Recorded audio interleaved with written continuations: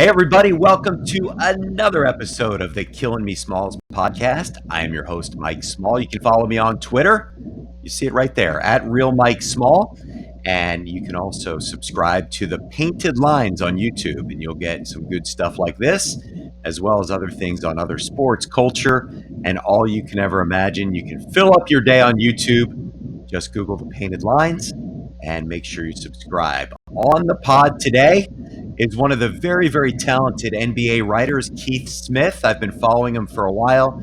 He's currently with Spot Track. He's also a writer for Yahoo Sports. And yes, he also writes for Celtics blog, but we will talk about the Celtics there as well. But today, we've got a lot of Sixers stuff to talk about. Keith, welcome to the Kill Me Smalls podcast. Thank you for having me. I appreciate it. It's good to have you aboard. So, obviously, we are recording this before Game 4, with the Sixers leading 2-1 against the Atlanta Hawks.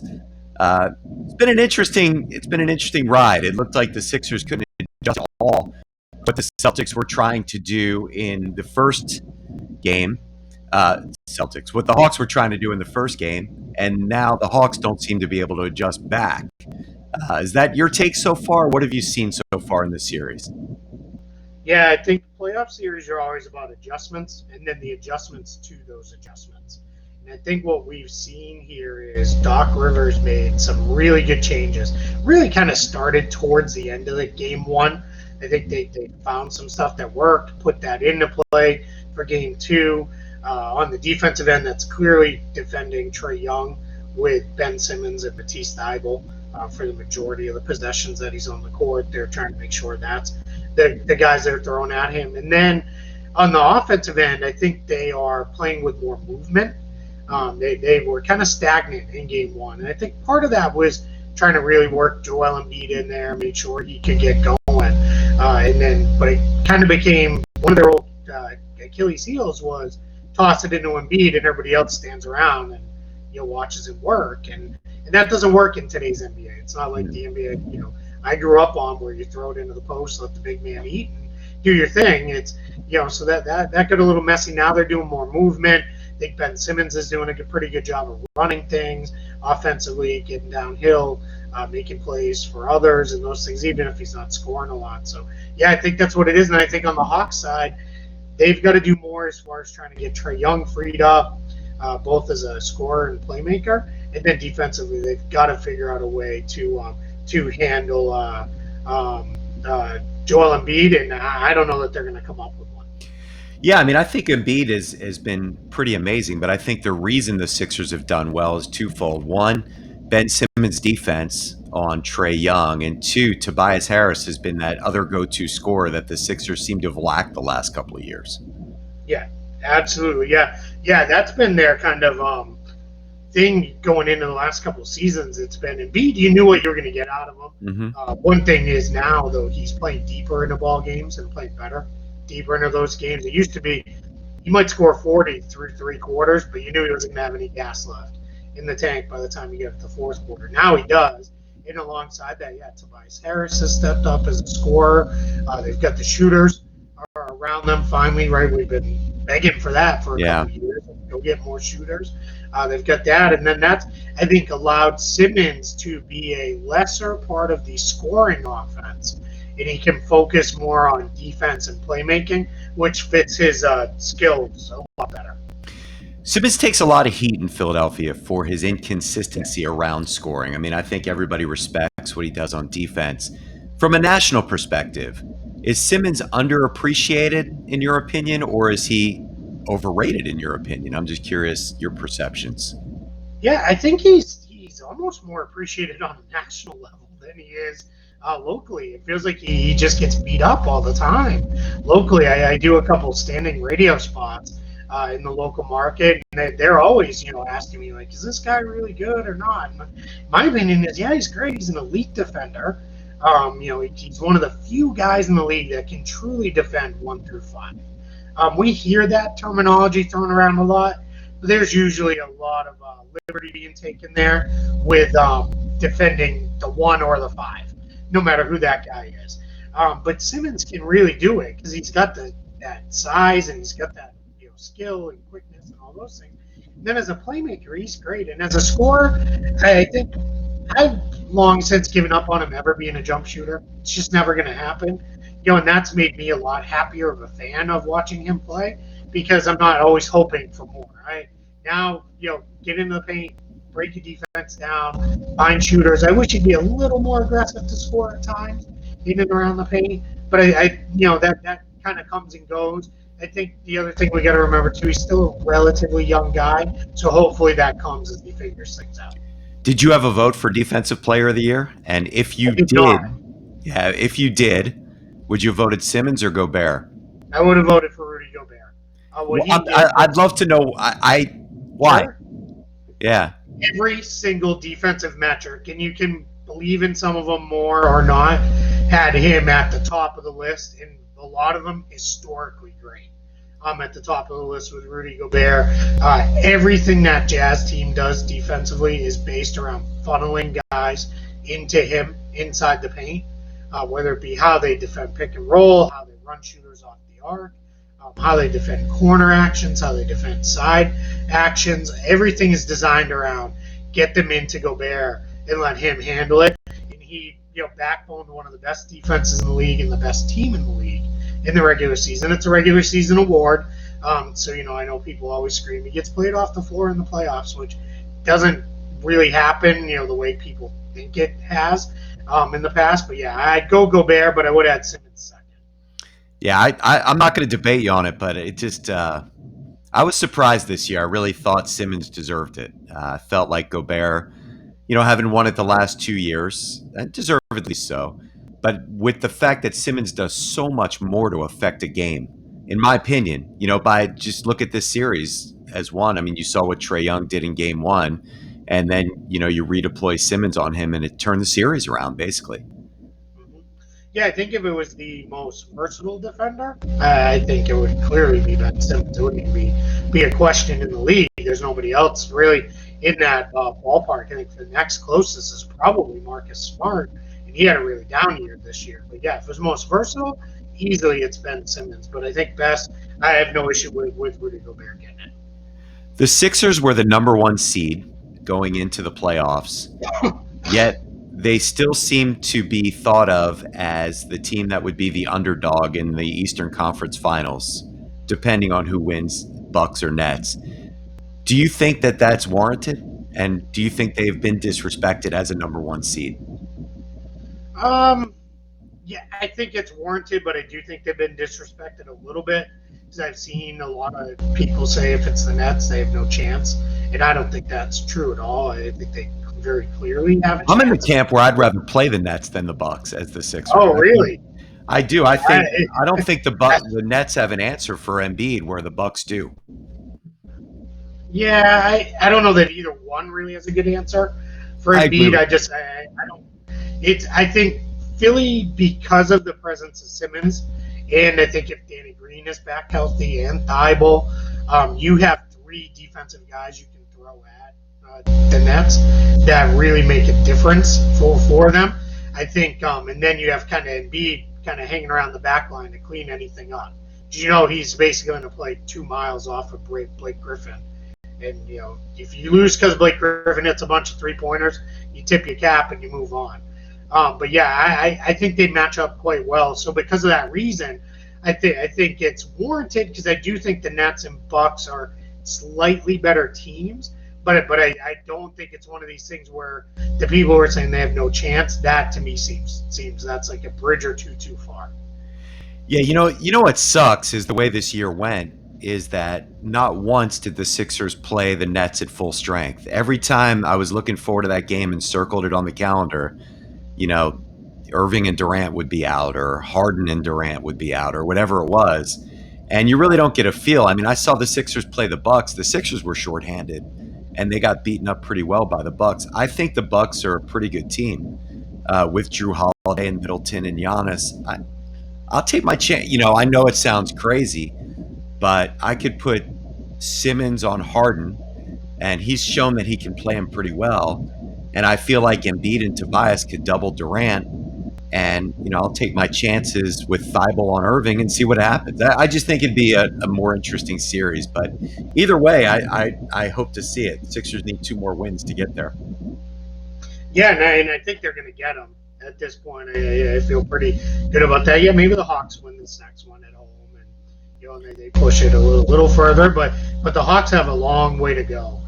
They've got to really, like we were saying, they've got a lot of things to figure out. And I'm just not sold that they're going to do that. So yeah, I think Philly, what their hope needs to be, let's get this thing over in 5, and then let's hope that one goes long. They beat each other up, and we're kind of standing there on the backside, ready to go. And hopefully by then, Danny Green is at least closer and ready to go, because I think you need him in that series, because everybody says no, you just play Thibault.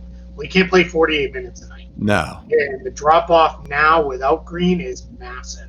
So you need somebody else in there. Even if you don't love Danny Green, his 25, 30 minutes a night alongside with whatever Thibault gives you, now you're in a completely different place than Thibault, and you're mixing and matching with Korkmaz and other guys who probably should be on the court against offensive talents as good as the Nets or the Bucks have. Yeah, no, I definitely appreciate Danny Green on and off the court. I think he's a pretty big influence on the team, and I think he is a big reason why they've won. I think he's the glue out there, and he hasn't gotten hot from 3, and he hasn't played great defense, but you still need him out there, and I think he's really, really good. Keith, I'm going to take a quick break, if you don't mind, to tell you guys about a charity that's near and dear to my heart called Small Miracles, started by my daughter, Jordan. She was diagnosed with a brain tumor in 2017, as finished chemotherapy after 15 months of chemotherapy. She's doing great. It was inoperable, so she has to get an MRI every 6 months and has had a lot of long-term effects from that, but is doing amazing. And instead of wallowing, she is giving back. And she started this charity. And if you want to be a part of it, please read about her journey. It's at Small Miracles. The website is smallmiraclesinc.org. And if you want to contribute, it's at small_miracles on Venmo. Jordan is at the top of her class, and what she's doing with this charity is getting iPads for kids who were just diagnosed. And it really makes a big difference in their lives as they're able to kind of journal through what they're dealing with, have games and movies to watch. They have a lot of things for little kids when they're first diagnosed, but the teens are kind of left out. And if we can get an iPad in their hands and make the journey just a little bit more palatable for them, that's what we try to do. So again, smallmiraclesinc.org. Take a look at her journey, and we'll go from there. So, Keith, getting back to the NBA, the Western Conference, Phoenix is already in. The other series, how do you see it shaping up? Do the Clippers come back and make it go 6 or 7? At this point, I assume, sure, why not? Right? I don't think we know what to expect from that Clippers team. They've been so up and down. One night they look like, all right, this team could win the title, and then the next night they look like, they should be, wiped out and, finished off in as quick a series as possible. And so I do think that they're going to hang in there. I think that the Jazz got to get Mike Conley back.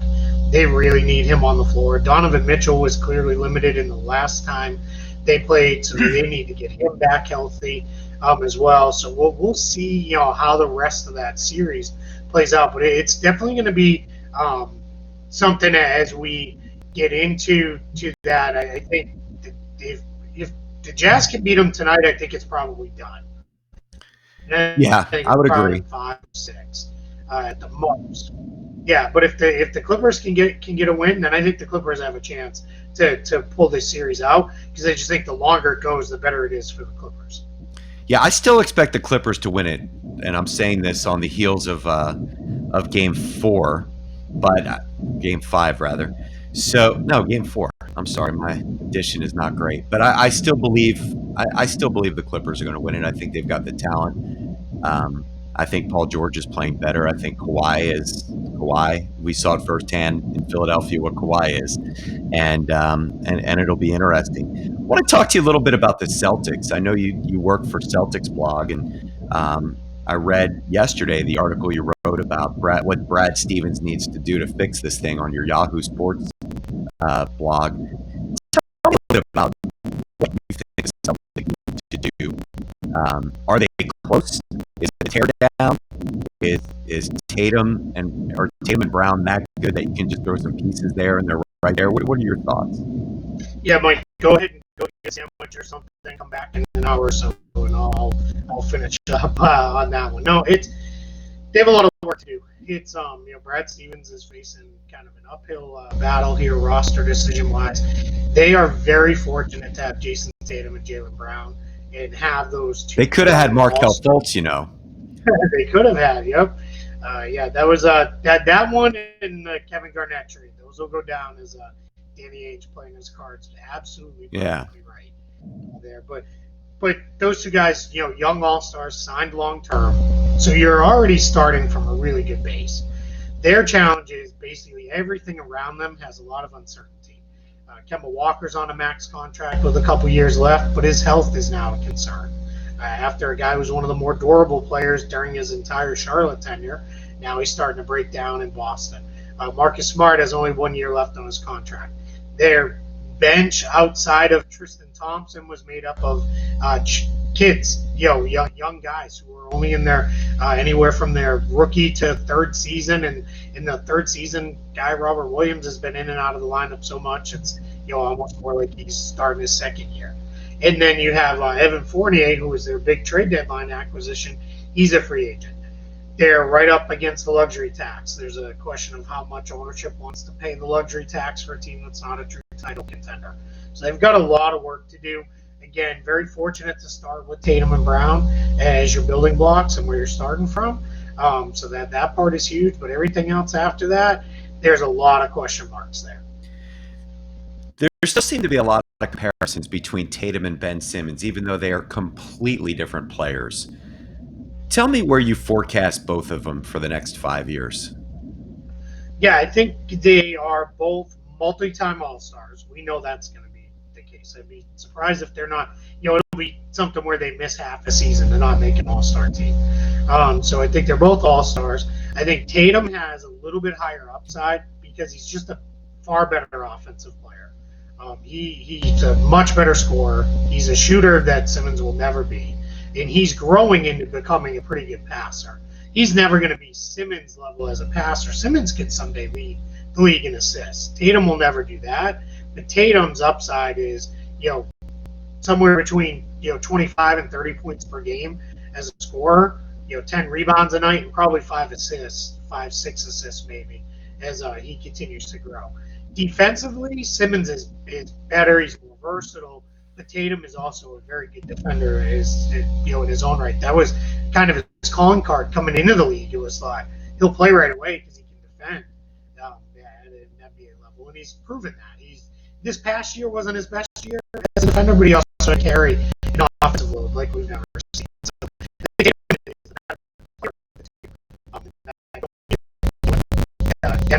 Simmons at all by saying, but I think it's one of those things where Tatum's upside is first team All NBA. He could maybe even someday force himself into the MVP conversation as some other guys age out. Do you think he's good enough to be the best player on a championship team? I think Tatum absolutely is. I feel like his game changed a little bit this year, Keith. Like his isolation scoring went down quite a bit. When I was looking at some of his, true shooting percentages and things of that sort. How did it change this year? And was it by necessity? Or was it just how his game's evolved? A little bit of both. It's as he has evolved into being the primary offensive weapon on the team, it has led to not always the best shots being taken, which we see quite often with the best player on the team. He's also drawing the other team's best perimeter defender on a nightly basis now. So that's a little bit of a difference for him. And then this year, he just didn't have the help around him like he's had in previous years. There was no one to create any kind of easy looks for him. That was something that they really missed without having Gordon Hayward this year. For all of Gordon Hayward's other issues, he was always a very good creator for others on the floor. Kemba was in and out of the lineup consistently, missed the beginning of the season, and then didn't play back to backs, missed a lot of time, and then you had then you also had on the flip side of that you had Jalen Brown was also out. Their injuries were ridiculous, so he carried a very heavy load that he probably wasn't quite up to carrying. Give me your dream scenario for the starting five next year for the Celtics that's realistic, knowing who might or might not be available. I'm putting you on the spot because I didn't give you this one to think about, but I'm sure you guys are looking at potential free agents, people that are out there. If you had to pick your starting five for next year, if you were the GM of the team and it's realistic, what's it look like? Yeah, we shouldn't throw in that realistic qualifier on there. So A little bit realistic. That doesn't have to be perfectly yeah, realistic.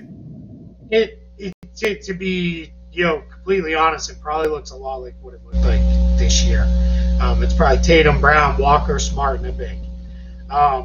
They don't have the flexibility to go sign anybody. They don't have the flexibility to do anything else really.